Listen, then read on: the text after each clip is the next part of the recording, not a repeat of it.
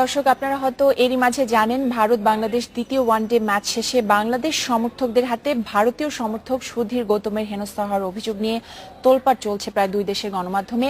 কি হয়েছিল সেদিন সেটা জানতে বাংলাদেশ পুলিশ কথা বলেছে গৌতমের সাথে। এই মুহূর্তে সহকর্মী রেজওয়ানুল হক উপস্থিত আছেন সেখানে, তার কাছ থেকে আমরা বিস্তারিত জানবো। রেজওয়ান, ঘটনা সম্পর্কে গৌতম কি বলছেন আর পুলিশের বক্তব্য কি, আমাদের বিস্তারিত বলুন।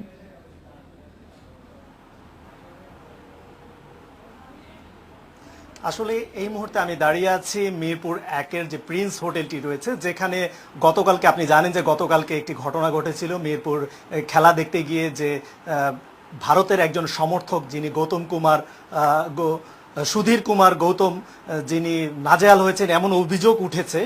ঠিক আমি এখন তার রুমেই আছি, যিনি যে হোটেলটিতে অবস্থান করেছেন প্রিন্স হোটেল, সেখানে আমি অবস্থান করছি। আমি কথা না বাড়িয়ে এই মুহূর্তে চলে যাব তার আসলে আসলে কি ঘটনাটি ঘটেছিল সেটি জানার জন্য আমি কথা বলছি গৌতমের সাথে। Mister Gautam, what happened yesterday, what incidents you observe जब इन आवर कंट्री? जब मैच खत्म हुई, बांग्लादेश टीम जीती, तो हम काफ़ी बांग्लादेश दर्शकों के बीच घिर गए। फिर एक ने मुझे धक्का दिया, फिर वहाँ से हम सोचे कि अब तो मेरी टीम मैच हार गई।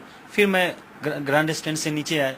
जब गेट नंबर 2 से बाहर के लिए गए तो गेट पूरी ब्लॉक थी, पूरी पब्लिक का जमावड़ा था।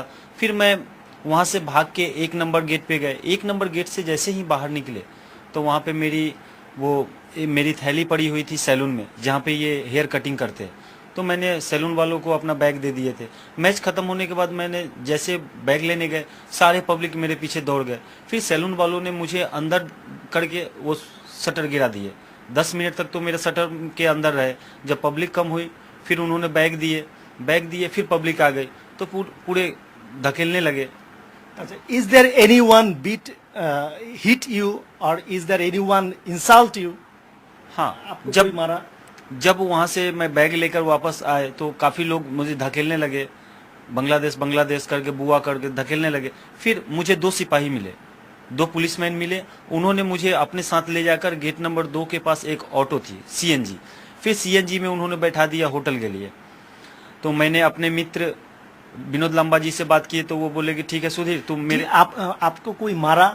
नहीं, मारा नहीं, धकेलने के बाद जब पुलिस वालों ने साथ में ले गए, सीएनजी में बैठा दिए।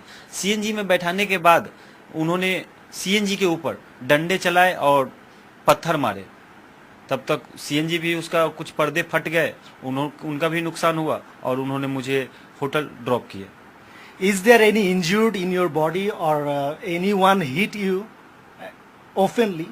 नो, जब मैं ऑटो में बैठ गया तो ऑटो की गेट आपके शरीर में कोई नहीं, जख्म? कोई खरोच, कोई जख्म नहीं, सिर्फ धकेले फिर उठ गए। लेकिन जब ऑटो में बैठे तो गेट लॉक कर दिए। गेट लॉक करने के बाद भारतीय गणमाध्यम जो बोल रहे हैं जो आपको कोई मारा, नजहल का, ये ठीक है कि नहीं? हमें तो पहली बार, ये तो मैं 8वां, ये ठीक है कि नहीं? आपको नहीं आपको कोई नहीं मारा?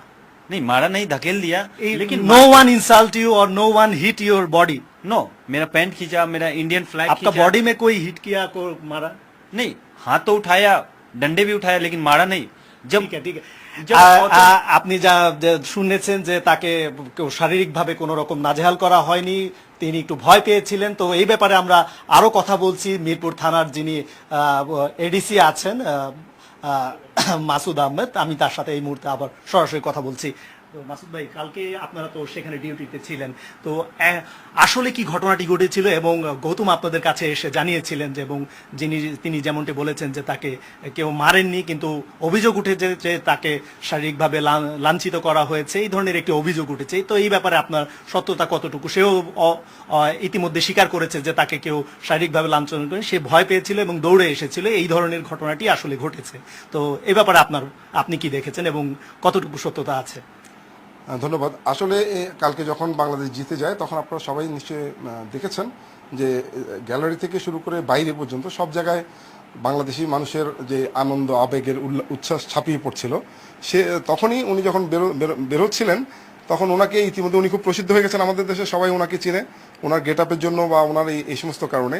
তো সব মিলিয়ে উনি যখন বেরোচ্ছিলেন আসলে খেলা শেষ হওয়ার পরপরই যে গেট আউট গেটটাতে প্রচন্ড পরিমাণ জাম ছিল আপনারা জানেন, এবং উনি যখন বের হয়েছেন তখন মেইন রাস্তাতে সবাই আনন্দ উল্লাস করছিল বিভিন্ন গ্রুপে গ্রুপে। তো উনি যখন বের হয়ে একটি সেলুনে যাওয়ার চেষ্টা করেছিলেন, যেটা আপনারা ওনার মুখ থেকেই শুনলেন। এই ঘটনাটি ঘটার পরে আমাদের পুলিশের দায়িত্বরত পুলিশরা সেখানে গিয়েছেন এবং ওখানে সেলুনের দরজা খুলে ওনাকে ওখান থেকে বের করে 1 নম্বর গেটের সামনে নিয়ে আসে এবং একটা সিএনজিতে করে ওনাকে ওনার হোটেল ডেস্টিনেশন অর্থাৎ প্রিন্স হোটেলের উদ্দেশ্যে ওনাকে পাঠিয়ে দেওয়া হয়। আর যেটি বলেছেন যে পাথর ওরকম কোনো আসলে রাস্তাতে ওরকম কিছু ছিল না, তারপর হয়তো আশেপাশে কোনো কিছু থাকলে সেটা হয়তো সিএনজিতে উদ্দেশ্য করে নিক্ষেপ করতে পারে। আর লাঠির যে ব্যাপারটা, আসলে ন্যাশনাল ফ্ল্যাগ ক্যারি করার জন্য অনেকেই ছোট ছোট স্টিক হাতে ছিল অনেকের, ন্যাশনাল ফ্ল্যাগ ক্যারি করার জন্য। ওগুলো আসলে ওইরকম লাঠি বলা যাবে না, ওটা হচ্ছে ছোট ফ্ল্যাগ ক্যারি করার যে ছোট ছোট স্টিকগুলো, এগুলো দিয়ে যে যার মতো করে করেছে। বাট এটাকে অ্যাকচুয়ালি ওনাকে অ্যাটাক করার উদ্দেশ্য, আমরা যেটা আমাদের যেটা মনে হচ্ছে অ্যাটাকিং উদ্দেশ্য না, আসলে এটা হচ্ছে একটা মানে বাঁধভাঙা যে উচ্ছ্বাস, সেই উচ্ছ্বাসেরই একটি পর্যায়ে এরকম একটি ছোটখাটো একটা ইনসিডেন্ট হয়েছে, যেটা আসলে অনাকাঙ্ক্ষিত একটা বিষয় সেখানে হয়েছে। তো এইখানে যে অভিযোগটি উঠেছে যে তাকে লাঞ্ছিত করা হয়েছে বিভিন্ন ভারতীয় গণমাধ্যমে বলা হচ্ছে, তো এই বিষয়টি কি কতটুকু সত্য? আমরা তো তার সাথেও কথা বললাম যে তাকে কেউ শারীরিকভাবে কোনো লাঞ্ছনা করেনি, যে তিনি ভয় পেয়েছিলেন বা বাংলাদেশি যারা সমর্থক আছেন তারা উল্লাস করছিলেন, সেই ব্যাপারে আসলে তিনি ভয় পেয়ে সিএনজি নিয়ে চলে আসছিলেন। তো এই অভিযোগটি, যেমন অভিযোগটি বলা হচ্ছে যে তাকে লাঞ্ছনা করা হয়েছে, তো সেই ব্যাপারটি একটু বলেন যে আসলে এটি কি সত্যি, কি তাদের যে অভিযোগটি আছে সেটি কি সঠিক কিনা? এটা আসলে অনেকেই যখন আনন্দ উচ্ছ্বাস প্রকাশ করছিল, উনি যেহেতু হিন্দিতে কথা বলেন, অনেক বাংলা শব্দ আছে যেটি আসলে উনি জানেন না।